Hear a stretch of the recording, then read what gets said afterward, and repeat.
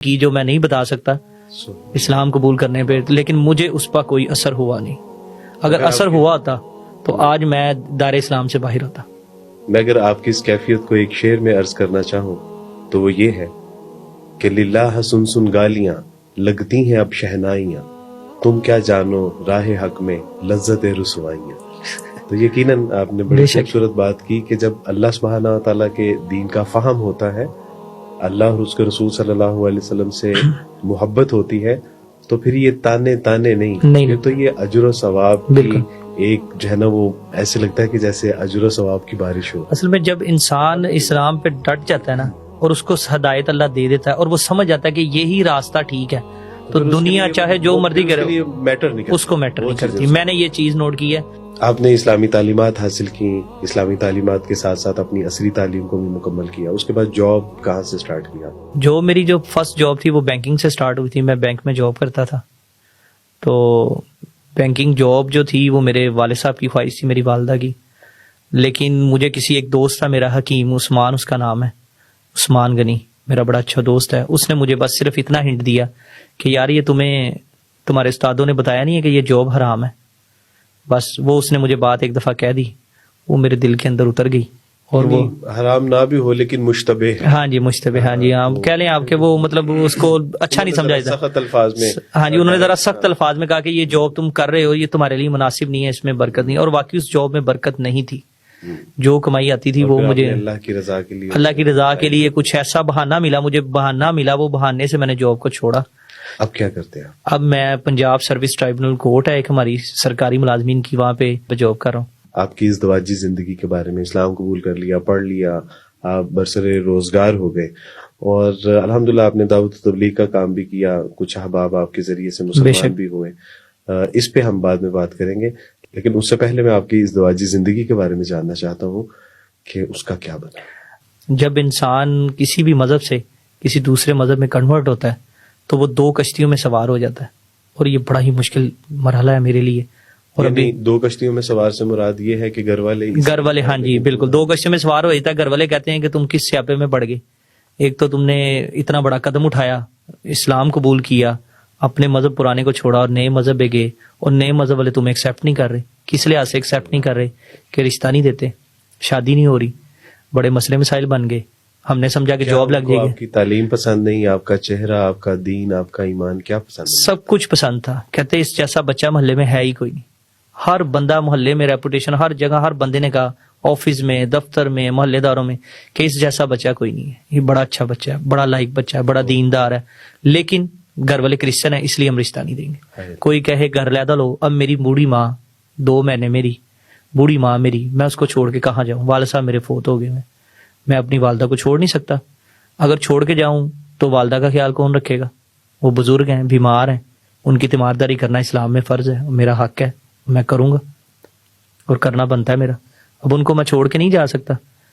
اور وہ اسی وجہ سے رشتے میں پرابلم ہوتی تھی کہ یہ گھر والوں سے علیحدہ لے. جو کوئی آتا تھا دیکھتا تھا سارا کچھ اوکے کر دیتا. جب ان کو یہ مسئلہ پتہ چلتا تھا کہ اس کی فیملی کرسچن ہے تو وہ انکار کر دیتے تھے. یا کسی کو کہتے تھے، کسی ریفرنس، جیسے میں نے آپ کو کہا، کسی کو کہا، آپ کو بھی کافی دفعہ کہا، تو آپ نے آگے بات کی. جب بات کرتے تھے تو وہیں سے بات ختم ہو جاتی تھی، وہ آگے چلتے تھے، مسائل سامنے تھے. جبکہ رسول اللہ صلی اللہ علیہ وسلم کے پاس ایک شخص آئے، صحابی آئے، فرمایا کہ اللہ کے رسول صلی اللہ علیہ وسلم نکاح کرنا چاہتا ہوں. آپ نے ایک رکا لکھ کے دیا اور کہا کہ فلاں کے گھر چلے جاؤ. ان کے والدین سے جب ملے تو کہا کہ میں اللہ کے رسول صلی اللہ علیہ وسلم کی اجازت سے آپ کے یہاں حاضر ہوا ہوں اور آپ کی بیٹی سے نکاح کرنا چاہتا ہوں. تو انہوں نے دیکھا کہ یہ تو حبشی ہیں، اسلام قبول کیا ہے، اور بڑے پاؤں، موٹے ہونٹ، کالی رنگت، اونچا لمبا قد.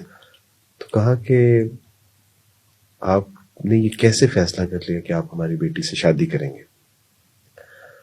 تو پیچھے سے جب ان کی بیٹی کو یہ اطلاع ملی کہ رسول اللہ صلی اللہ علیہ وسلم نے کسی کو میرے ساتھ نکاح کے لیے بھیجا ہے، تو فرمایا کہ اماں ابا آپ اس شخص کو نہ دیکھیے، جس شخص نے اس کو بھیجا ہے آپ اس کو دیکھیے، مجھے اس سے نکاح کرنے میں کوئی اعتراض نہیں ہے.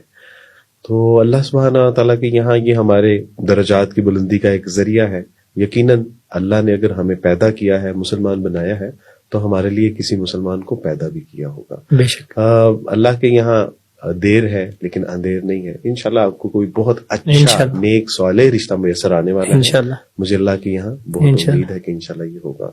ناصر، ماضی میں کوئی ایسا واقعہ کہ جس کے سبب آپ کو یہ محسوس ہوا ہو کہ کاش میرے ماں باپ بہن بھائی بھی مسلمان ہوتے تو میرے ساتھ اس طرح سے شفقت محبت احسار کرتے جس طرح کے دوسرے لوگوں کے ساتھ کیا جاتا ہے؟ کوئی زندگی میں ایسا واقعہ بھی رونما ہوا؟ جب میں مسلمان ہوا اور اعتکاف پہ بیٹھا تو مجھے نہیں پتا تھا کہ اعتکاف کی کتنی اہمیت ہے، کتنا رتبہ ہے اور کیا پروٹوکول ملتا ہے مسلمان جب ایک بچہ اعتکاف پہ بیٹھتا ہے یا کوئی بھی اعتکاف پہ بیٹھتا ہے. تو میں جب اعتکاف پہ بیٹھا، جب میں اٹھا تو جس دن اعلان ہوا کہ صبح عید ہے تو میرے دوست تھا اور بھی ساتھی تھے. کسی کے لیے کاٹن کا سوٹ آ رہا ہے، کسی کے لیے جوتی آ رہی ہے، کسی کے لیے نئے کپڑے آ رہے ہیں، کسی کے لیے کچھ آ رہا ہے، کسی کو ہار آ رہے ہیں، کسی کی تصویریں اتر رہی ہیں، کسی کے لیے کچھ ہو رہا ہے، کسی کے لیے کچھ ہو رہا ہے. مجھے کوئی نہیں بلا رہا. وہ بات میرے دل کے اندر لگی اور میں گھر والوں کو کچھ کہہ بھی نہیں سکتا تھا کیونکہ ان کو ساری مسجد خالی ہو چکی. ہاں جی، مغرب کے بعد ساری مسجد خالی ہو چکی. عشاء کا ٹائم قریب تھا، بالکل قریب تھا. تو میں بڑا پریشان کہ میں کیا کروں، کس طرح یہ اس کو میں ہینڈل کروں. دل میرا اندر سے پھٹ رہا تھا کہ اتنا پروٹوکول مل رہا ہے اور مجھے کوئی پوچھ بھی نہیں رہا. کسی کو ہار پہنا، کسی کو، ہاں جی، رشتے دار آ رہے ہیں اور لیکن آپ وہاں پہ تنے تنہا. تھوڑی دیر بعد مجھے بڑا فیل ہوا. پھر میں نے کہا میرے گھر والوں کو تو اسلام کا پتہ ہی نہیں ہے، ان کو تو اللہ نے معافی دی ہے، ان کو پتہ ہی نہیں اسلام کا، ان کو کیا پتا ہو کہ اعتکاف کی اہمیت کیا ہے، کیا اس کا رتبہ ہے.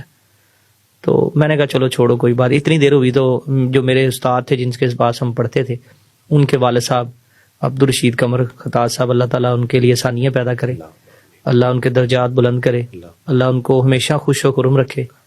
تو میرے بڑے اچھے استاد ہیں وہ بھی، ان سے بھی ہم نے بڑا کچھ سیکھا. انہوں نے آئے تو انہوں نے آ کے کہا بیٹا آپ پریشان کیوں ہوتے، آپ کو لینے میں آیا ہوں. تو میرے لیے بڑی باعث فخر کی بات تھی کہ اتنے بڑے استاد ہمارے، ان کے والد صاحب وہ مجھے لینے آئے. نام ہے ان کا ایک نام ہے خطاطی میں، ان کا نام ہے، ایک بہت بڑے خطاط ہیں وہ، روزنامہ جنگ اور نوائے وقت میں کیلی گرافی کرتے رہے ہیں، بڑا نام ہے، کالم شالم بھی لکھتے ہیں وہ. جی. تو انہوں نے مجھے کہا کہ میں بیٹا تمہیں لینے آیا. انہوں نے مجھے بوسہ دیا، جپی ڈالی، حق کیا، بوسہ دیا مجھے اور مجھے کہا میں تمہیں لینے آیا، تم نے گھبرانا نہیں. اور پھر اس کے بعد مجھے جو میرے استاد تھے حافظ فیصل صاحب، انہوں نے ایک سوٹ گفٹ کیا اور مجھے باٹا کی ایک جوتی تھی جو ہم نے کبھی آج تک کبھی پہنی نہیں تھی، 100 روپے سے اوپر جوتی نہیں پہنی تھی اس دور میں. تو انہوں نے مجھے پتہ نہیں وہ اس ٹائم غالباً 1200 یا 800 روپے کی جوتی تھی، وہ مجھے انہوں نے کہا پسند کرو، جو دل کرتا ہے وہ لو اور کسی کو بتانا نا. انہوں نے مجھے وہ سوٹ، وہ پہلا جو عید کا تحفہ تھا، اللہ بے شک سے اپنی رحمت سے آمین اہل و عیال پہ اپنی برکتیں رحمتیں نازل فرمائے.